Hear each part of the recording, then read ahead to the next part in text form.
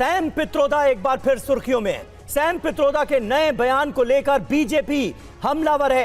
एक अखबार को दिए इंटरव्यू में सैम पित्रोदा ने दरअसल कहा कि दक्षिण भारत के लोग अफ्रीकी जैसे दिखते हैं, पूर्वी भारत के लोग चीनी लोगों की तरह दिखते हैं, पश्चिमी भारत के लोग अरब जैसे नजर आते हैं और उत्तर भारत के लोग अंग्रेजों जैसे दिखते हैं। सैम पित्रोदा के इस बयान के बाद बीजेपी हमलावर नजर आ रही।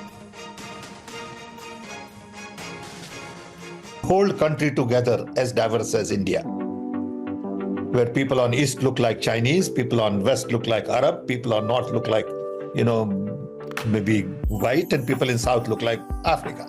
Doesn't matter.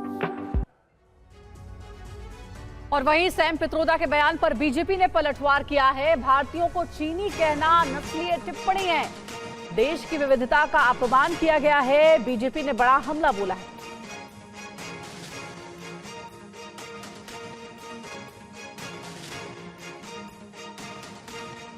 अंकल सैम जो है वो राहुल गांधी के गुरु हैं और आमूमन अंकल सैम की बात राहुल गांधी के ही शब्द होते हैं, राहुल गांधी के ही सोच की बातें होती है। तो आज जो राहुल गांधी के गुरु अंकल सैम ने बोला है वो दरअसल कांग्रेस की तथाकथित मोहब्बत की दुकान में किस प्रकार का सामान है उसका परिचय देता है। मतलब भारतीयों को चीनी बोल देना, ये किसके ऊपर नस्ल भेदी टिप्पणी की जा रही है? भारतीयों को अफ्रीकन बोल देना, भारतीयों को और किसी नस्ल के साथ उसकी तुलना करते हुए भारतीयों का अपमान करना, जो भारत की विभिन्नता डाइवर्सिटी है उसका मखौल उड़ाना, ये बयान सैम पित्रोदा का पहला ऐसा बयान नहीं है। सिख नरसंहार पर उन्होंने कहा था हुआ तो हुआ, जब पुलवामा का हमला हुआ तो उन्होंने कहा पाकिस्तान को काहे दोष देना है, 10-12 लोगों ने ही तो किया था।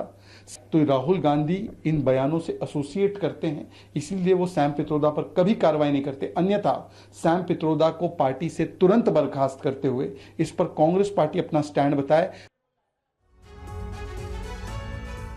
और देखिए, आसाम के सीएम हिमंता बिस्वा शर्मा ने भी सैम पित्रोदा के बयान पर रिएक्ट किया है। कहा सैम पित्रोदा का बयान शर्मनाक है। मैं नॉर्थ ईस्ट से लेकिन भारतीय जैसा ही दिखता हूं। हमारे यहां विविधता है लेकिन हम सब विविधता के बावजूद भी एक हैं, ये कहा है हिमंता बिस्वा शर्मा ने।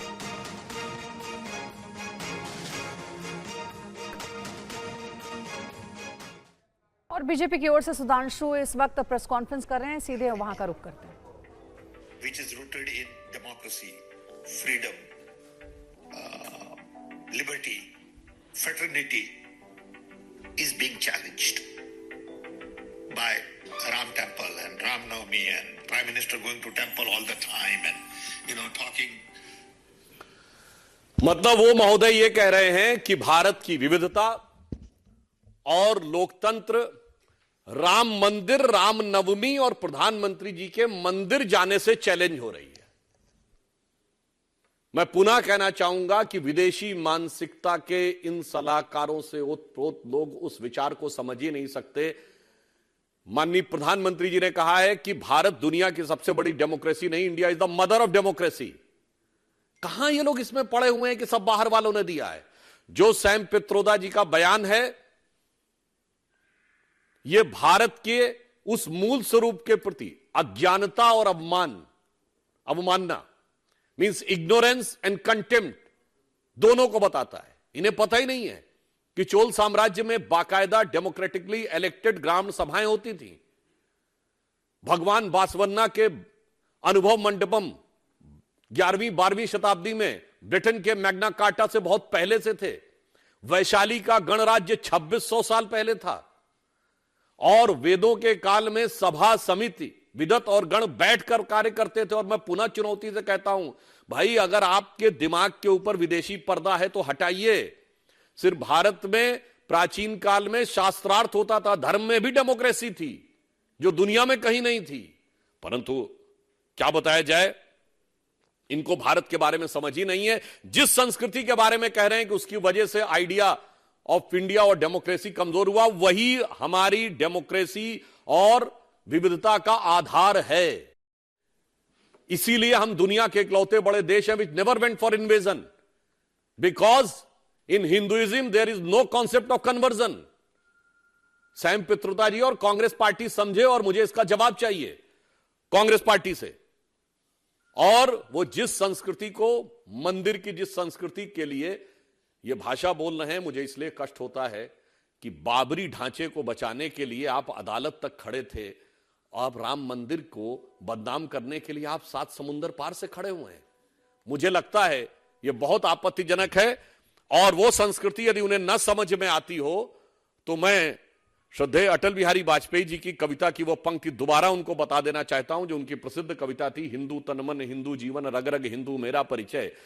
उसका अंतिम छंद था जो भारतीय संस्कृति के इस आधार को पूरी दुनिया के लिए बताता है कि होकर स्वतंत्र मैंने कब चाहा मैं कर लूं जग को गुलाम, मैंने तो सदा सिखाया है करना अपने मन को गुलाम। गोपाल राम के नामों पर कब मैंने अत्याचार किया, कब दुनिया को हिंदू करने घर घर में नरसंहार किया। कोई बतलाए काबुल में जाकर कितनी मस्जिद तोड़ी, भूभाग नहीं शत शत मानव के हृदय जीतने का निश्चय, हिंदू तनमन हिंदू जीवन रग रग हिंदू मेरा परिचय। ये वही हिंदू संस्कृति है जिसके लिए माननीय प्रधानमंत्री जी ने कहा जो मदर ऑफ डेमोक्रेसी है। अब इसके आगे तो और भी भयानक बातें उन्होंने कही जो आपके संज्ञान में होगा, कि भारत के पूरे अस्तित्व पे सवाल। मुझे समझ में नहीं आता, वो कह रहे हैं उत्तर भारत वाले व्हाइट हैं, ये पश्चिम भारत वाले अरब हैं, तो पूरब भारत वाले चाइनीज हैं, तो दक्षिण भारत वाले अफ्रीकी हैं। सीधे रुख करते हैं तेलंगाना का। प्रधानमंत्री नरेंद्र मोदी की चुनावी जनसभा की शुरुआत हो चुकी है। रंग के आधार पर उन्होंने इतनी बड़ी गाली दे दी, तब जाकर के मुझे समझ आया कि चमड़ी का रंग देख करके उन्होंने मान लिया कि द्रौपदी मुर्मू भी अफ्रीकन है। चमड़ी का रंग काला है तो हराना चाहिए, ये सोच आज पहली बार मुझे तो पता चला कि ये दिमाग कहां काम कर रहा है इनका, ये देश को कहां ले जाएंगे। अरे चमड़ी का रंग कोई भी हो, हम तो श्री कृष्ण की पूजा करने वाले लोग हैं, जिसकी चमड़ी का रंग यहां हम सब जैसा रंग था। మిత్రులారా, నేను చాలా ఆలోచించాను. ద్రౌపది ముర్ము గారిని ఇంత సుప్రతిష్ఠితమైనటు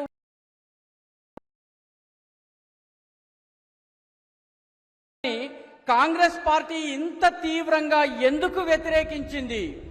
మొత్తము ఆదివాసీ సముదాయపు వ్యతిరేకత వచ్చినా కూడా లెక్క చేయకుండా ఆమెను ఎందుకు వ్యతిరేకించింది అన్నది ఎంత ఆలోచించినా అర్థం కాలేదు. చివరికి నాకు ఇప్పుడు అర్థమవుతున్నది ఏమిటంటే, ద్రౌపది ముర్ము గారి చర్మపు రంగు నలుపు. ఇక్కడ ఉన్నటువంటి రాజకుమారుడికి అమెరికాలో ఒక ఫ్రెండ్, ఫిలాసఫర్, గైడ్ అంటే మిత్రుడు, సఖుడు, మార్గదర్శి ఉన్నారు. ఆయన ఈ అంకుల్ ఎవరైతే అమెరికాలో ఉన్నారో ఆయన ఈ మధ్య ఒక మాట చెప్పారు, చర్మము రంగు నల్లగా ఉన్న వాళ్ళందరూ ఆఫ్రికన్లు అని చెప్పారు. మీరంతా మీ చర్మము రంగు నల్లగా ఉంది అంటే మిమ్మల్ని అందరినీ కూడాను ఒక పెద్ద తిట్టినట్టుగా, చాలా అవమానకరంగా మాట్లాడినట్టుగా మీరు భావించాలి. నాకు అర్థమైందప్పుడు చర్మము రంగుని బట్టి ద్రౌపది ముర్ము గారిని కూడా ఆఫ్రికన్ అని ఆయన భావించారు. అందుకే ఓడించాలని చెప్పి ఆయన బోధించారు. మెదడు ఎక్కడిది, ఆలోచన ఎక్కడిది అన్నది మనం అర్థం చేసుకోవాలి. చర్మపు రంగు నల్లగా ఈ దేశంలో చాలా మందికి ఉంటుంది. భగవాన్ శ్రీకృష్ణుడి చర్మపు రంగు కూడా నీలం రంగులో, నల్ల రంగులో, మనందరి రంగులో ఉంటుందని గమనించాలి. साथियों, मैं एक गंभीर सवाल आज आपको पूछना चाहता हूं. मैं पहले चाहूंगा कि तेलुगु में उसका अनुवाद हो, ताकि मेरा सवाल मैं सही तरीके से आपको पूछ सकूं. మిత్రులారా, నేను ఇప్పుడు ఒక ముఖ్యమైన ప్రశ్న మిమ్మల్ని అడగబోతున్నాను. దీన్ని తెలుగులో నేను వివరిస్తాను. ఆ తరువాత మీరు దీనికి జవాబు ఇవ్వవలసి ఉంటుంది. साथियों, मेरा सवाल है और आप तेलुगु में बोलने के बाद मुझे जवाब देना। क्या हमारे देश में ये शहजादे, मैं बहुत गुस्से में हूं आज दोस्तों, मुझे कोई गाली दे मुझे गुस्सा नहीं आता है, मैं सहन कर लेता हूं, लेकिन आज शहजादे के फिलोसोफर ने इतनी बड़ी गाली दी है जिसने मुझ में गुस्सा भर दिया है। क्या मेरे चमड़ी के रंग के आधार पर शहजादे को किसने इजाजत दी है?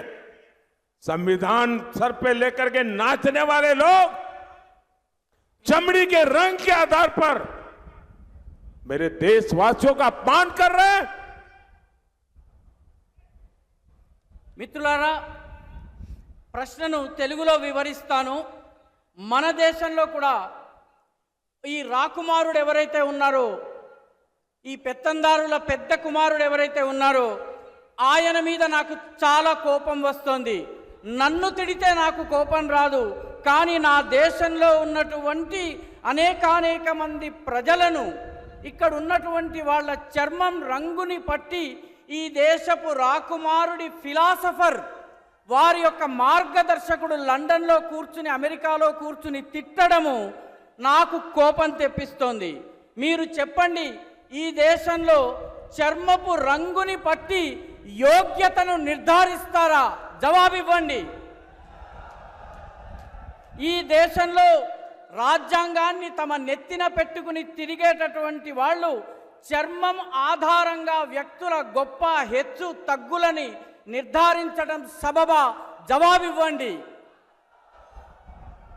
शहजादे, आपको जवाब देना पड़ेगा। चमड़ी के रंग के आधार पर मेरे देशवासियों का अपमान मेरा देश सहन नहीं करेगा और मोदी तो कतई नहीं करेगा। మిత్రులారా, మీరు జవాబు చెప్పాలి. చర్మం రంగు ఆధారంగా ఈ దేశంలో వ్యక్తులను అవమానపరచటము ఈ దేశంలో సాధ్యం కాదన్నటువంటి విషయాన్ని మీరు జవాబు రూపంలో చెప్పాలి. ఈ దేశం యొక్క ప్రతిష్టను భగ్నం చేసేటటువంటి ప్రయత్నాన్ని మోదీ సహించరు. ఈ విషయాన్ని కూడా మీరు అర్థం చేసుకుని కరతాళ ధ్వనుల ద్వారా మీరు చెప్పండి. साथियों, कांग्रेस के कुशासन की कीमत तेलंगाना के किसानों ने भी चुकाई है।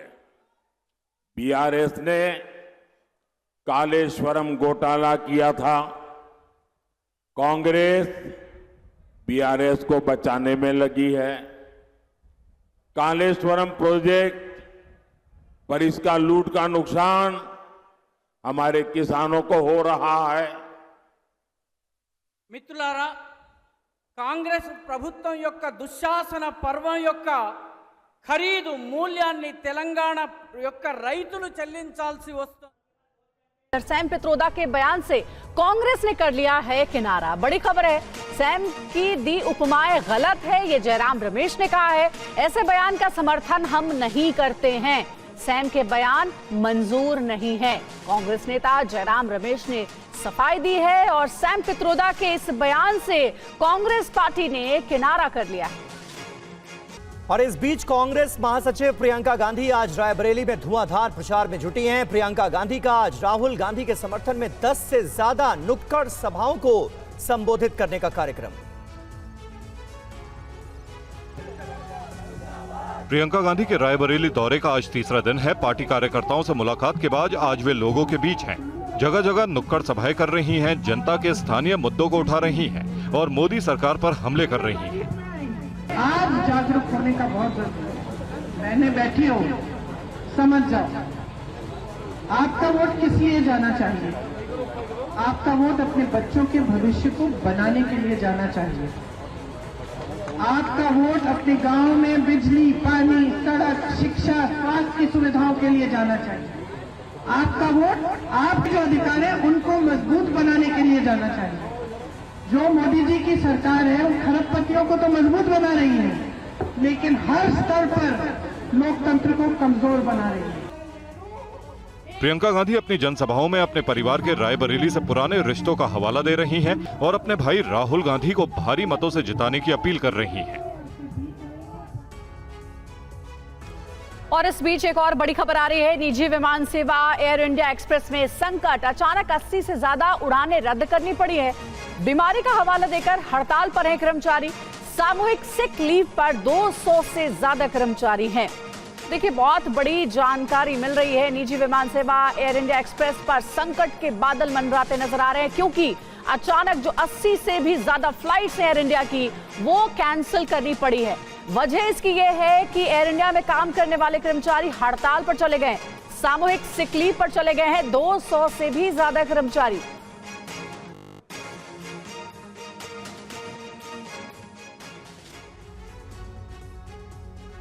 तो एयर इंडिया एक्सप्रेस में सब कुछ ठीक नहीं चल रहा। एयर इंडिया एक्सप्रेस का यह संकट है क्या, आइए आपको बताते हैं। 200 से ज्यादा सीनियर क्रू मेंबर्स एक साथ छुट्टी पर चले गए।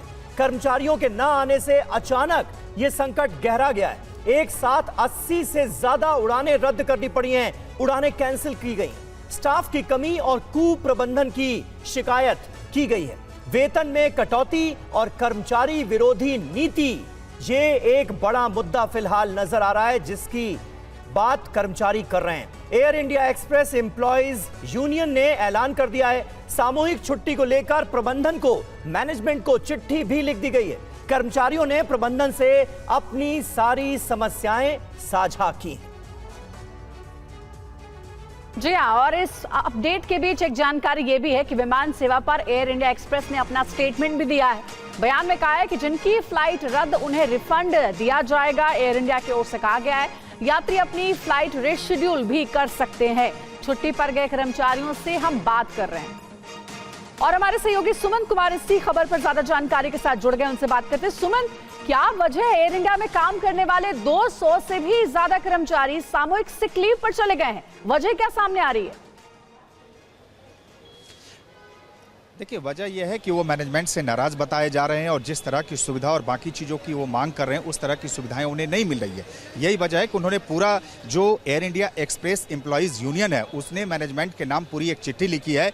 लेकिन इस सब विवाद में जो सबसे ज़्यादा सफ़र कर रहा है वो है आम मुसाफिर। इस वक्त मैं दिल्ली एयरपोर्ट पर मौजूद हूँ और आप सामने तस्वीरों में देख सकते हैं पूरा परिवार इस वक्त हमारे साथ है। सुबह 3 बजे से ये लोग दिल्ली एयरपोर्ट पर फंसे हुए हैं। इनके साथ छोटे बच्चे भी हैं, बुजुर्ग भी हैं। किस तरह की परेशानी हुई है सीधे बात करते हैं। मैम, सुबह 3 बजे से आप बता रही थी एयरपोर्ट में, क्या परेशानी हुई आपको ये बताइए। सर, 3 बजे से एक तो फ्लाइट कैंसिल कर दी, आगे का 20 मिनट में आपको अरेंजमेंट करवाते, उसके बाद कोई आया नहीं, अभी तक कुछ रिवर्ट ही नहीं है। कितने बजे फ्लाइट है, आगे का क्या शेड्यूल है, रिफंड करने वाले हैं नहीं करने, कुछ भी नहीं है। कहाँ जाना था, कितने लोग थे आप? दिल्ली से हमें श्रीनगर जाना था। एक्चुअली हम टूर के लिए निकले जम्मू कश्मीर के, तो हमारा 30 लोगों का टोटल ग्रुप है। सभी 30 लोग फंसे हुए हैं? तो हम सारे फंसे हुए हैं। आप बता रहे थे कि बुजुर्ग महिलाएं भी साथ में, क्या परेशानी हो रही है? सर, यहाँ पर वॉशरूम वगैरह की भी सुविधा नहीं है। खान पान भी दिया है थोड़ा, लेकिन बहुत ही गंदा था, ऐसे बोलना नहीं चाहिए। आप बहुत नाराज थे, क्या नाराजगी है आपकी एयर इंडिया एक्सप्रेस? मैंने बताया पहले, अभी भी बताता हूँ। हम सवेरे 3 बजे से, यहाँ पूना से हम लोग 11 बजे से निकले हैं। वहाँ से 12:50 की गाड़ी थी हमारे यहाँ, एयर पर था, उससे हम निकलने के बाद यहाँ जो आए 3 बजे, यहाँ इतनी ख़राब हालत है। यहाँ देख के आने के बाद तुरंत हमको पता चला कि नेक्स्ट जो फ्लाइट है वो कैंसिल है। क्या कहा गया? आपके फ्लाइट को रिशेड्यूल किया जा रहा है, क्या क्या सुविधा, आपको कुछ सुविधा दी गई जब आप जा रहे थे काउंटर पे, क्या कहा जा रहा था? कुछ सुविधा नहीं दी है, उन्होंने बताया 20-20 मिनट बोल के ऐसा पूरा रात भी निकाल लिया, सवेरे भी हो गए, अभी 3 बज रहे हैं, अभी भी कोई उनका बताना नहीं है। आपको अगली फ्लाइट में एयर इंडिया एक्सप्रेस की तरफ से एकोमोडेट किया जा रहा है, क्या कहा जा रहा है? क्या कहा जा रहा है नहीं, कल देंगे, लेकिन वो भी कंफर्म नहीं, ऐसा बोलते हैं वो लोग। और होटल का खर्चा तुम करो। होटल के लिए क्या होटल का एकोमोडेशन कोई उन्होंने दिया नहीं अभी तक हमको, हम खुद अपने पैसे से होटल का अंदाजा लगा खर्चा सकते कर रहे हैं कि इस वक्त तमाम पैसेंजर्स को कितनी मुश्किलों का सामना करना पड़ रहा है। 80 से ज्यादा फ्लाइट्स जो हैं वो कैंसिल कर दी गई हैं और एयरलाइन कंपनी की तरफ से कुछ बताया नहीं जा रहा है कि नेक्स्ट फ्लाइट में जिसमें रीस्केड्यूल किया गया है उसमें ये यात्री कब बैठेंगे, कब वो फ्लाइट निकलेगी, कुछ भी जानकारी फिलहाल यात्रियों को दी नहीं गई है। कि हरियाणा के पूर्व डेप्यूटी सीएम और जेजेपी नेता दुष्यंत चौटाला ने हरियाणा सरकार को लेकर बड़ा बयान दे दिया है। चौटाला ने कहा है कि अल्पमत की बीजेपी सरकार को अगर गिराया जाए तो हम सरकार गिराने में बाहर से समर्थन कर देंगे। अब जेजेपी ने भी अपने सुर बदलते हुए कह दिया है कि या तो सीएम नायब सैनी बहुमत साबित करें या इस्तीफा दें। दुष्यंत चौटाला ने कहा कि अगर कांग्रेस अविश्वास प्रस्ताव लाएगी तो उनकी पार्टी सरकार को घेरने के लिए तैयार है। कि इस सरकार को ड्यूरिंग इलेक्शंस घेरा जाए तो हम इस पर पूरी तौर पर विचार करेंगे कि बाहर से इस सरकार को घेरने के लिए उनका समर्थन। दुष्यंत चौटाला ने दावा किया है कि उनके सभी 10 विधायक पार्टी का फैसला मानेंगे। हरियाणा सरकार में शामिल 3 निर्दलीय विधायकों ने कांग्रेस को समर्थन किया है, जिस पर बीजेपी ने भी प्रतिक्रिया दी है।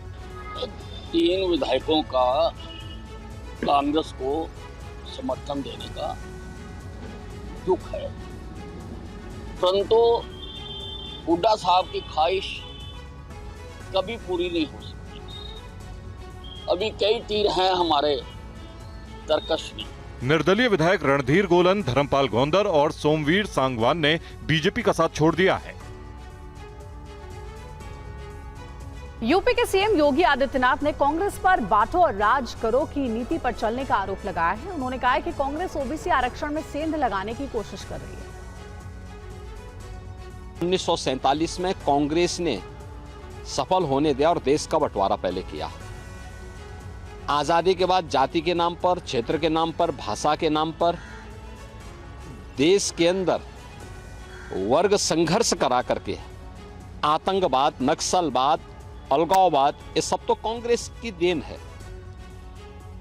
और यूपीए चेयरपर्सन के रूप में श्रीमती सोनिया गांधी जी ने 2004 से 2014 के बीच में क्या किया था, कौन नहीं जानता उस समय। क्या ये सच नहीं कि ओबीसी के आरक्षण पर सेंध लगाने के लिए उस समय जस्टिस रंगनाथ मिश्रा की कमेटी इन्होंने गठित की थी और कमेटी ने संस्तुति की थी कि ओबीसी के आरक्षण में से 6% आरक्षण मुसलमानों को दे दिया जाए। तो भारतीय जनता पार्टी ने उस समय और एनडीए ने उस समय विरोध किया था। इनके मंसूबे पूरे नहीं हो पाए। और बहुजन समाज पार्टी की मुखिया मायावती ने अपने भतीजे आकाश आनंद को पार्टी के नेशनल कोऑर्डिनेटर और अपने उत्तराधिकारी की जिम्मेदारी से अलग कर दिया है। साथ ही उन्हें अपरिपक्व भी करार दिया है। मायावती ने 10 दिसंबर 2023 को भतीजे आकाश आनंद को अपना उत्तराधिकारी घोषित किया था। उन्होंने पार्टी पदाधिकारियों को संदेश दिया था कि आकाश के सहारे वो बीएसपी को आगे बढ़ाएंगी। लेकिन उस फैसले के करीब 5 महीने बाद ही मायावती ने आकाश आनंद को कोऑर्डिनेटर के पद से हटा दिया है। मायावती ने सोशल मीडिया पर इस फैसले की जानकारी देते हुए लिखा है, पूर्ण परिपक्वता होने तक आकाश आनंद को पार्टी के नेशनल कोऑर्डिनेटर और उत्तराधिकारी के पद से अलग किया जा रहा है। मायावती के इस फैसले ने सबको चौंका दिया। बीजेपी और कांग्रेस दोनों ने मायावती पर बड़ा हमला बोला। बीजेपी ने तो मायावती पर बीएसपी के मिशन को कमीशन में बदलने का आरोप लगा दिया। मायावती बहुजन समाज पार्टी को एक प्राइवेट लिमिटेड कंपनी की तरह चलाती है और इसीलिए जब जेब में आता है जैसे निर्णय करना चाहती है वैसा निर्णय कर लेती है, क्योंकि वहां तो एको अहम द्वितीयो नास्ति। मायावती जी जैसा चाहे वैसा निर्णय कर सकती है। देखिए, जो मायावती जी ने किया है उससे एक चीज स्पष्ट परिलक्षित होती है कि भारतीय जनता पार्टी से उनका अघोषित समझौता है। जो हमारा आरोप था वो पुष्ट हो रहा है। पीएम मोदी के पश्चिम बंगाल दौरे से पहले एक बार फिर बीजेपी और टीएमसी आमने सामने हैं। इस खींचतान के पीछे की क्या वजह है, देखिए रिपोर्ट। बीजेपी ने आरोप लगाया कि प्रधानमंत्री मोदी नॉर्थ 24 परगना में जिस मैदान में रैली करेंगे, टीएमसी ने उस मैदान की खुदाई करवा दी। बैरकपुर से बीजेपी प्रत्याशी अर्जुन सिंह ने मैदान का जायजा लिया। कहा कि मैदान की हालत बता रही है, ममता घबरा चुकी हैं। निम्न मानसिकता का परिचय है। ममता बनर्जी घबराई हुई है और बंगाल में 35 सीट बीजेपी को मिल रहा है। प्रधानमंत्री मोदी 12 मई को बंगाल दौरे पर जाएंगे। टीएमसी ने बीजेपी के आरोप को निराधार बताया और कहा कि पिछले 1.5 साल से मैदान के सौंदर्यीकरण का काम चल रहा है। स्टेडियम मैंने बनाया, वहाँ पर पूरा ग्राउंड को घेर के वहाँ भी खुदाई करके वहाँ ग्रासिंग हो रही है, तो ये भी साजिशी होगी। पार्क जो बन रहा है वो भी साजिशी होगी। तो बीजेपी वाले का एक ही धंधा है, कुछ करना तो है नहीं, सिर्फ झूठ बोलना है। और महाराष्ट्र में अमरावती से बीजेपी उम्मीदवार नवनीत राणा ने एक बार फिर पाकिस्तान का नाम लेते हुए कांग्रेस पर हमला किया है। साथ ही आरक्षण के मुद्दे पर लालू प्रसाद यादव को भी घेरा है। कांग्रेस को वोट देना मतलब सीधे पाकिस्तान को वोट देना है। लालू प्रसाद जी का आपने स्टेटमेंट सुना होगा कि हम आने वाले समय में जो मुस्लिम कम्युनिटी के जो लोग हैं उन्हें आरक्षण देंगे। वो रिजर्वेशन निकालने की बात कर रहे हैं लालू प्रसाद यादव जी। और हमारे मोदी जी कहते हैं जब नया पार्लियामेंट में जाते हैं तो सर पे संविधान लेके पार्लियामेंट में जाते हैं, तो वो संविधान को बचाने के लिए इस देश में है। और संविधान को अगर खत्म करने की अगर कोई बात करता है तो वो कांग्रेस और लालू प्रसाद जी यादव जैसे लोग करते हैं, क्योंकि SC/ST का सम्मान करने के लिए हमारे देश के प्रधानमंत्री ने किसी को बताने की जरूरत नहीं। देश की प्रेसिडेंट आज जो राष्ट्रपति बनाई है वो ट्राइबल क्षेत्र से बिलोंग करने वाली, ट्राइबल आदिवासी परिवार से बिलोंग करने वाली हमारी प्रेसिडेंट है। खबर नोएडा से। नोएडा में पेट्रोल पंप के कर्मचारियों से मारपीट के मामले में आम आदमी पार्टी के विधायक अमानतुल्लाह खान, उनके बेटे और समर्थकों के खिलाफ FIR दर्ज कर ली गई है। पूरा मामला बताते हैं आपको इस रिपोर्ट। देश की राजधानी दिल्ली से सटे नोएडा में आम आदमी पार्टी के विधायक अमानतुल्लाह खान के बेटे की गुंडाई का वीडियो वायरल होने के बाद विधायक अमानतुल्लाह खान और उनके बेटे के खिलाफ नोएडा फेज 1 थाने में मामला दर्ज हो गया है। बेटे ने पेट्रोल पंप कर्मचारियों से मारपीट की। उसके बाद मौके पर पहुंचे अमानतुल्लाह खान पर भी मैनेजर को धमकाने का आरोप लगा है। सुबह के समय में एक पेट्रोल पंप है जहां पर कि अमानतुल्लाह के बेटे हैं जो कि पेट्रोल लेना था, लाइन तोड़ करके और जबरदस्ती पेट्रोल लेने के प्रयास में इनके द्वारा कर्मचारियों के साथ मारपीट की गई और धमकी दी गई। उसके पश्चात विधायक अमानतुल्लाह स्वयं आए, तहरीर में अंकित किया गया है, उनके द्वारा भी धमकी दी गई। इस तहरीर के प्राप्त होने के पश्चात मुकदमा पंजीकृत कर लिया गया है, आवश्यक वैधानिक कार्रवाई की जा रही है। नोएडा के सेक्टर 95 स्थित पेट्रोल पंप पर अमानतुल्लाह खान के बेटे ने पेट्रोल डलवाने के लिए जल्दबाजी की और ऐसा न होने पर कर्मचारियों से मारपीट की। उनके बेटे ने, अमानतुल्लाह खान के बेटे ने तुरंत गाली गलौज स्टार्ट कर दी लड़कों से, हमारे सेल्समैन से। और उस लड़के ने बोला सर गाली क्यों दे रहे हो, तो उसे धक्का भी मारा अमानतुल्लाह खान के बेटे ने उस स्टाफ को। उसके बाद जो है उसे मारने भी लगा। और दिल्ली में एक बच्ची को बहला फुसला कर अगवा करने का मामला सामने आया है। बच्ची के पिता की शिकायत पर पुलिस ने कार्रवाई शुरू कर दी। इन तस्वीरों में आपको कुछ असामान्य नहीं लग रहा होगा।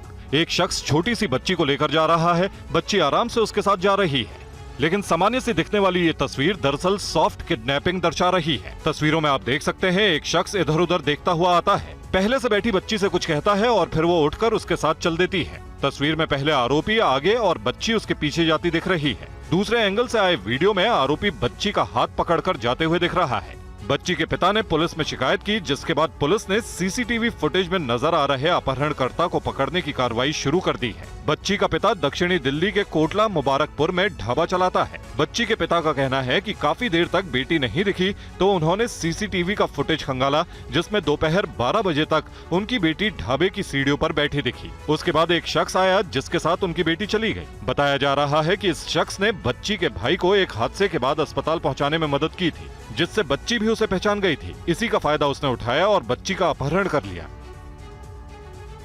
और हैदराबाद में बारिश की वजह से बड़ा हादसा हो गया है। दीवार गिरने से एक बच्चे समेत 7 लोगों की मौत हो गई।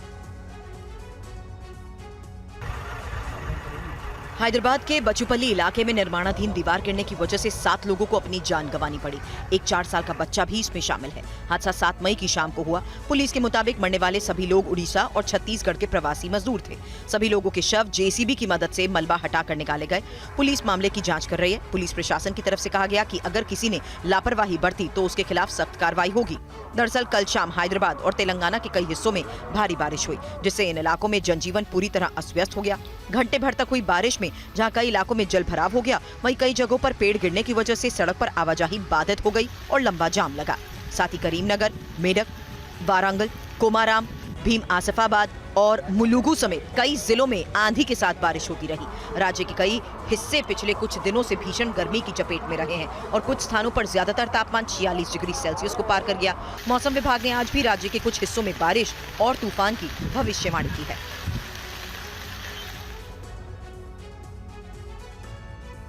सलमान खान के घर पर फायरिंग केस में मुंबई पुलिस को बड़ी कामयाबी मिली है। पुलिस ने इस केस में 5वें आरोपी को गिरफ्तार कर लिया है। अप्रैल के महीने में सलमान खान के घर पर हुई फायरिंग ने बॉलीवुड इंडस्ट्री को ही नहीं बल्कि आम जनता को भी हिलाकर रख दिया था।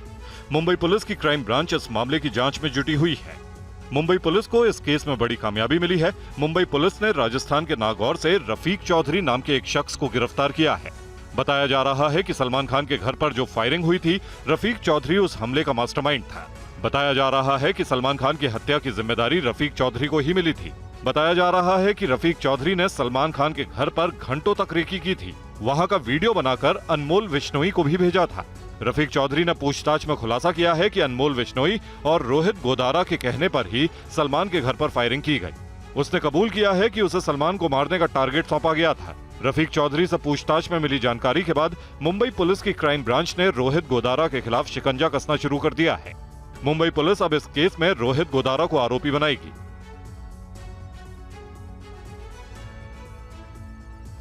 और अब वो खबर जो आपकी सेहत से जुड़ी है। मसालों में कीटनाशक मिलाने के वायरल दावों पर food safety and standard authority of India का बयान आ गया है। FSSAI ने मसालों में तय मानक से 10 गुना ज्यादा कीटनाशक मिलाने की मंजूरी देने की खबरों को फर्जी बताया। FSSAI ने प्रेस रिलीज जारी कर बताया है कि भारत में मैक्सिमम रेजिड्यू लेवल यानी कीटनाशक मिलाने की तय सीमा दुनिया भर में सबसे सख्त मानकों में से एक है। किस खाद्य सामग्री में कीटनाशक का MRL कितना होगा, ये उनके जोखिम के आधार पर अलग अलग तय किए जाते हैं। FSSAI का कहना है कि कीटनाशक का इस्तेमाल 10 से ज्यादा फसलों में अलग अलग MRL के साथ किया जा सकता है। बैंगन में 0.1 MRL के साथ फ्लूबेंडामाइड का इस्तेमाल किया जाता है। टमाटर में 2 मिलीग्राम प्रति किलोग्राम और चाय के लिए 50 मिलीग्राम प्रति किलोग्राम है। इसी तरह मोनोक्रोटोफॉस अनाजों के लिए 0.03 मिलीग्राम प्रति किलोग्राम, चना दाल के लिए MRL 1.0 मिलीग्राम प्रति किलोग्राम है। गोभी के लिए 4 मिलीग्राम प्रति किलोग्राम, खट्टे फलों के लिए 0.2 मिलीग्राम प्रति किलोग्राम का इस्तेमाल किया जाता है। इसलिए ज्यादा मात्रा में मिलावट की भारत में कोई गुंजाइश नहीं है। तेलंगाना के वारंगल से पीएम मोदी की खास तस्वीर सामने आई है। रैली में जाने के दौरान पीएम मोदी ने बच्चे से मुलाकात की और इस दौरान पीएम ने उसे गोद में ले लिया और प्यार भी किया। ये देखिए, छोटा सा बच्चा प्रधानमंत्री नरेंद्र मोदी की गोद में बैठा है। दरअसल तेलंगाना दौरे पर हैं प्रधानमंत्री और वारंगल से ये तस्वीर सामने आई है, जहां पीएम मोदी रैली में जाने के दौरान एक छोटे से बच्चे से मुलाकात करते हैं, उससे गोद में लेते हैं, उससे प्यार करते हैं। और एयर इंडिया एक्सप्रेस एयरलाइंस को अचानक अपनी 78 फ्लाइट्स कैंसिल करनी पड़ी हैं, जिसकी वजह से जम्मू कश्मीर के पूर्व मुख्यमंत्री गुलाम नबी आजाद को भी परेशानी का सामना करना पड़ा। एयरलाइंस के क्रू मेंबर सामूहिक रूप से बीमारी की बात कहकर छुट्टी पर चले गए। आजाद साहब, बहुत सारे पैसेंजर फंसे हुए हैं। एयर इंडिया एक्सप्रेस की जो फ्लाइट कैंसिल हुई है, आपकी भी फ्लाइट थी, कितने देर वेट किए फिर आप निकल रहे हैं? हम भी 3 घंटे लेट हुए और आगे मेरे प्रोग्राम थे, एयरपोर्ट से सीधे जाना था, वो सारे प्रोग्राम कैंसिल हो जाएंगे। अब मैं अंदर से ही एक दूसरी फ्लाइट किया हूँ, लेकिन वो उनके दोनों के बीच में तो 4 घंटे का फ़र्क है, तो प्रोग्राम तो कैंसिल हुए। और यही कारण था, ये फ्लाइटिंग एयर इंडिया पुरानी आदत है और एयर इंडिया की पुरानी आदत की वजह से ही ये तमाम एयरलाइन आई। मैं ही सिविल एविएशन मिनिस्टर था, तो 40 दिन के लिए एयर इंडिया स्ट्राइक पे गई थी, तो हमने दूसरे दिन ही कैबिनेट लिया ऑर्डर के प्राइवेट एयरलाइन कर दो। लेकिन 40, 30, 35 साल से शांति हो गई थी, अभी मुझे लगता है दोबारा इसको बंद ही कर देना चाहिए। क्या कैंसिलेशन के बाद कुछ रिशेड्यूल वगैरह किसी दूसरे फ्लाइट में 15 मिनट, वो पुरानी आदत जो 40 साल वाली है, वो आदत गई नहीं। चाहे मैनेजमेंट चेंज हो गया, लेकिन मानसिकता वही है। आप परेशान थे, बहुत सारे मुसाफिर सारे परेशान थे। अब दूसरे एयरलाइन से जा रहे हैं आप, एयर इंडिया एक्सप्रेस से नहीं? नहीं, बिल्कुल दोबारा कभी भी नहीं जाएंगे।